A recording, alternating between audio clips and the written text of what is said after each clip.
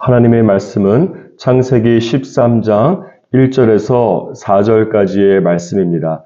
저와 여러분이 한 목소리로 읽도록 하겠습니다. 아브라함이 애굽에서 그와 그의 아내와 모든 소유와 롯과 함께 네겝으로 올라가니 아브라함에게 가축과 은과 금이 풍부하였더라. 그가 네겝에서부터 길을 떠나 베델에 이르며 베델과 아이 사이 고촌에 장막 쳤던 곳에 이르니 그가 처음으로 제단을 쌓은 곳이라. 그가 거기서 여호와의 이름을 불렀더라. 아멘. 아브라함이 가나안 땅에 기근이 왔을 때에 기근을 피하기 위해서 애굽으로 내려가게 되었습니다.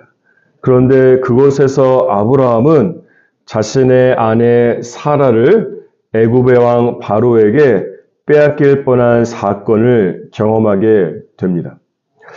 이것은 아브라함이 하나님의 뜻을 무시하고 애굽으로 갔기 때문에 불필요한 사건들 속에 휩싸이게 되는 것을 보여주고 있습니다.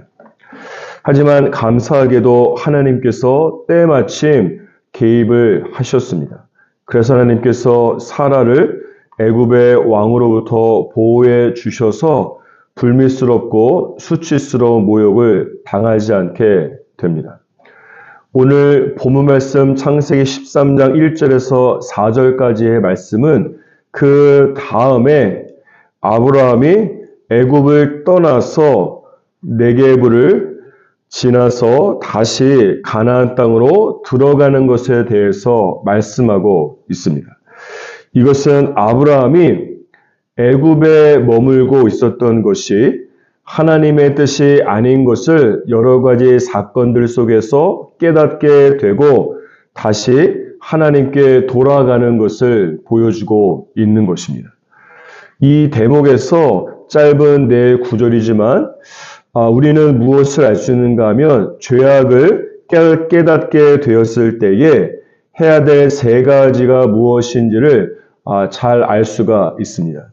첫 번째는 죄악의 장소를 반드시 떠나야 되는 것입니다. 1절 말씀을 보시면 아브라함이 애굽에서 떠나 네겝으로 올라갔다라고 말씀하고 있습니다. 이 네겝 지역은 애굽의 북쪽에 있는 사막 지역으로 가나안 땅으로 돌아가기 위한 중간 경유지라고 할 수가 있겠습니다. 네겝에서 여행에서 지친 몸도 좀 풀고 낙타에서 물도 먹이는 등 쉬어가는 장소가 아니겠습니까? 그리고 3절 말씀을 보면 아브라함이 어떻게 하고 있습니까? 아브라함이 또 네겝에서 또 떠나서 베델에 이르렀다고 말씀하고 있습니다. 이것은 아브라함이 다시 약속의 땅이요, 부르심의 땅이요, 하나님께서 줄로 재어주신 구역인 가나안 땅으로 돌아오게 된 것을 말씀하는 것입니다. 아브라함을 보십시오. 죄악을 깨달았을 때에는 죄악의 장소를 완전히 떠나는 것이 중요합니다. 일단 애굽을 떠나서 중간 경유지인 네겝 지역에 있는 것으로 절대 만족해서는 안 되는 것입니다. 이 정도면 애굽을 떠났기 때문에 괜찮겠지라고 하는 생각에 머물러서는 안 되는 것이에요. 이 정도면, 이 정도의 거리면 다시는 애굽으로 돌아가지 않을 것이라고 생각하면서 네겝에 머물러서는 안 되는 것입니다. 네겝은 죄악을 돌이키는 과정 가운데 있는 것이지 완전히 죄악을 돌이킨 것은 아니기 때문에 그렇습니다.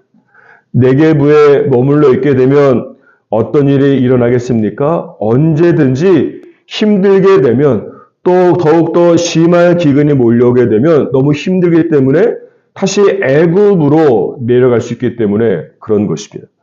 사랑하는 여러분, 여러분이 영적으로 넘어지는 장소가 있습니까?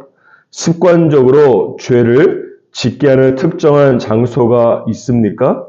죄악의 장소를 어설프게 떠나서 네게부에 머물지 마시고 완전히 애굽을 떠나서 베델로 하나님께서 줄로 재주신 구역인 가나안 땅으로 들어가시기를 주님의 이름으로 축복합니다.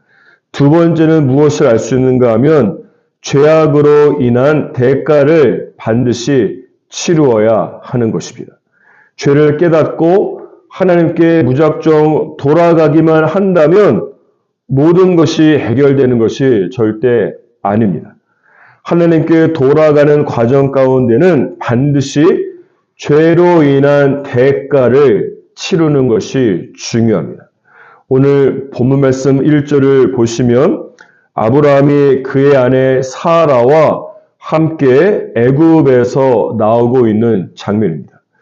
이 대목에서 본문 말씀에 구체적으로 기록되어 있지 않지만 두 사람 사이의 긴장감을 읽을 수 있지 않습니까? 아브라함이 애굽에 갔을 때에 자기 하나 살자고 사라를 아내라고 하지 않고 누이라고 부르기를 원했습니다.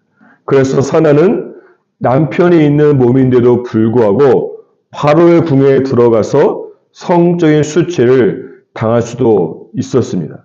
아브라함은 이런 경험을 했던 사라를 보면서 무엇이라고 변명조차 할 수도 없을 만큼 미안한 마음이 그 안에 크지 않겠습니까? 그렇다면 또 사라는 어떻겠습니까? 사라는 나를 보호해 줄 남편이 정말 남의 편이 되어서 자신을 바로에게 바친 것이나 다름이 없는 사건을 경험한 것이 아니겠습니까?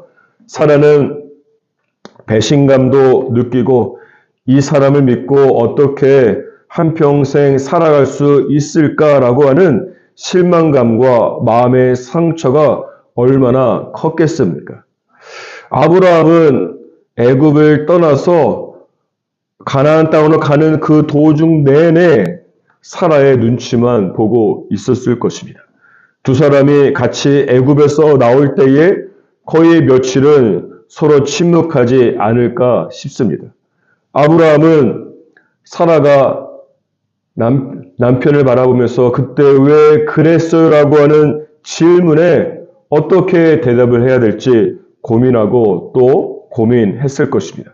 따라서 아브라함은 자신의 죄로 인해서 지금 어떤 결과를 경험하고 있는 것입니까? 아내와의 관계가 깨지게 되었고 아내에게 평생 씻을 수 없는 상처와 모욕과 아픔을 주게 된 것입니다. 그러므로 아브라함은 애굽을 떠나 네게부에 가고 또 네게부에서 베델에 이르기까지 사라에게 계속해서 용서를 구하고 또 용서를 구했을 것입니다. 사라가 아브라함을 언제 용서했는지 정확히 알 수는 없지만 사라의 상처가 보듬어질 때까지 용서를 구하는 것은 아브라함이 감당해야 될 죄의 대가가 되는 것입니다. 따라서 저와 여러분도 죄를 깨닫고 하나님께 돌아가게 될 때에 단순히 회개 기도만 하면 모든 것이 끝나고 해결되는 것이 아닙니다. 나의 죄로 인해서 깨어진 관계가 있다면 그 사람을 찾아가서 반드시 용서를 구해야 되는 것이에요. 그렇지 않다면 죄악을 깨달았을 뿐 계속해서 애굽에 있는 것과 다름이 없기 때문에 그렇습니다. 따라서 여러분의 죄로 인한 대가를 치르시고 깨어진 관계를 여러 가지 힘들겠지만 대가를 지불하면서 깨어진 관계를 회복하는 일들이 일어나기를 주님의 이름으로 축복합니다. 세 번째는 무엇을 알 수 있는가 하면 죄악으로 다시 돌아가지 않기 위해서는 예배의 자리로 돌아가야만 되는 것입니다. 3절과 4절 말씀을 보십시오. 아브라함이 애굽에서 떠나 베델로 돌아온 다음에 무엇을 하고 있습니까? 아브라함은 그가 처음으로 제단을 쌓았던 곳에서 여호와의 이름을 부르고 있습니다. 사실 아브라함이 이 가나안 땅에 머물고 있을 때에 애굽으로 가게 된 결정적 이유 중에 하나는 예배가 사라졌기 때문에 그렇습니다. 원래 아브라함은 가는 곳마다 제단을 쌓고 예배를 드렸는데 점차 제단을 쌓았다라고 하는 기록이 없어지고 어느 순간 애굽에 내려가게 된 것입니다. 그런데 아브라함이 애굽을 떠나서 다시 가나안 땅에 들어오자 하나님께 여호와의 이름을 부르면서 예배를 드리고 있지 않습니까? 따라서 나의 죄를 깨닫고 하나님께 진정으로 돌아간 사람의 영적인 특징은 반드시 예배의 회복이 있습니다. 그리고 아브라함은 이렇게 예배를 회복하게 됨으로써 저희가 다음에 살펴보겠지만 이후에 조카 롯과 헤어질 때에 어떤 선택을 하고 있습니까? 롯은 아브라함과 헤어지고 애굽과 같은 소돔 땅으로 가서 정착을 하였습니다. 반면에 아브라함은 내일 살펴보겠지만 12절 말씀에 보시면 가나안 땅에 계속해서 거주하는 것을 볼 수가 있습니다. 그러므로 예배가 회복할 때에 다시 죄악의 자리에 돌아가는 것을 거절할 수 있는 영적인 능력이 주어지게 되는 것입니다. 내 삶 가운데서 예배가 회복될 때에 하나님의 말씀대로 살 수 있는 영적인 능력을 소유하게 되는 것입니다.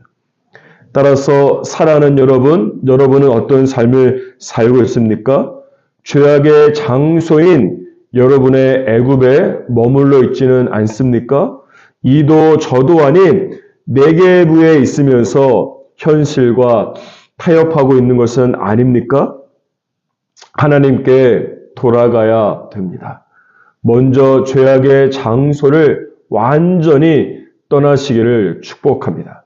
그리고 죄악으로 인한 대가를 치르며 나아갈 때에 구체적으로 관계가 깨어진 그 사람을 찾아가서 용서를 구할 것은 용서를 구하고 또 예를 들어서 돈을 갚을 것이 있다면 돈을 갚고 보상을 하는 일들이 일어나야만 되는 것입니다. 더 나아가서 죄악의 자리를 떠나는 것으로 충분하지 않고 죄악의 자리를 떠나서 예배의 자리로 돌아가서 예배의 자리를 사수하시기를 주님의 이름으로 축복합니다. 그때에 놀라운 하나님의 회복과 축복이 여러분에게 임하게 될 것입니다.